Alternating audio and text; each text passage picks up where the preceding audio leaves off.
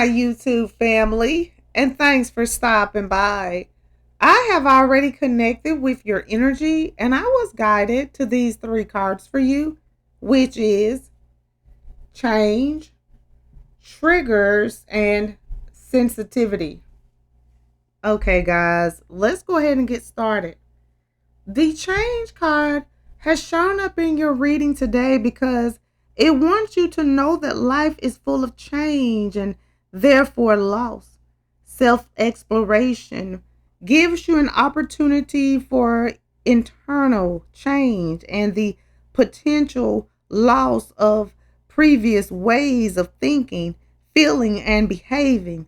This can bring relief if those previous ways brought pain and difficulty, but it can leave you feeling vulnerable and lost. Confronting belief systems carried since childhood can feel like stripping away layers of protection, even if they are potentially more harmful than helpful. How do you relate to change? Do you move quickly from one thing to another without looking back, or do you take time to reflect and feel your way through? Do you carry fear around change? There is always going to be change, and change can feel scary, but inviting loss and grief as guides rather than enemies, hope as a faithful companion. And I feel that we can create a relationship with change that would truly help us begin a authentic new beginning. And the triggers card has shown up in your reading today because it wants you to know that triggers are emotional landmines hidden in plain sight and can be anything from anniversaries to certain sounds.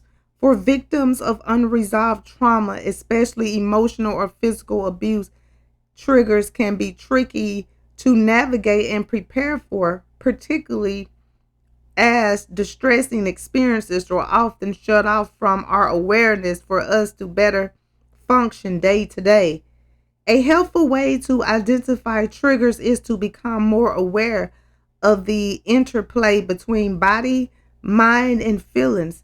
If one or more is out of sync, you will notice some form of unease, perhaps feeling fearful or behaving erratically or physical discomfort, noticing how you feel out of balance, and especially what surrounds them, events, words, and behaviors, is crucial in identifying and working through triggers. Reflect on times you have experienced certain unexplained shifts in feelings and behaviors.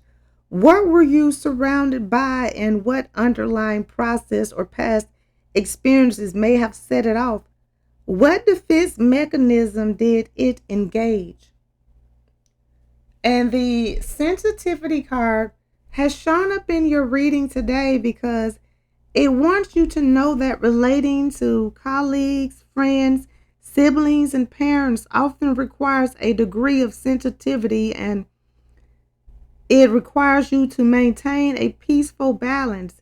If done with consideration for your own and others' needs, it can be a great way to reduce anxiety and avoid aggression. Your ability to calmly observe and think objectively before reacting often links to how you were heard or not as a child. Reflect on your relationships with your mother and father. Did you feel you could negotiate your needs and boundaries in healthy ways in childhood? How about siblings? Was there enough attention, love, and material possession to go around? How were they negotiated?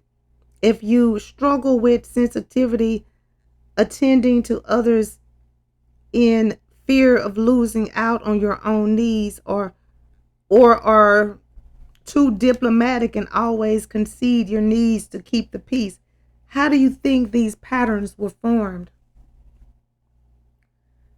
Okay, guys, I'm going to go ahead and end this reading. I would like to Thank you again for stopping by and allowing me to connect with you. I hope that this reading has provided the insight that you were seeking. If this reading resonates, please feel free to like, comment, share, and subscribe so that you can receive notifications when I post your new reading. And if you would like to become a member of my channel or make a donation to my channel, the link is in the description and it will be greatly appreciated. Well, until next time, goodbye, my lovelies.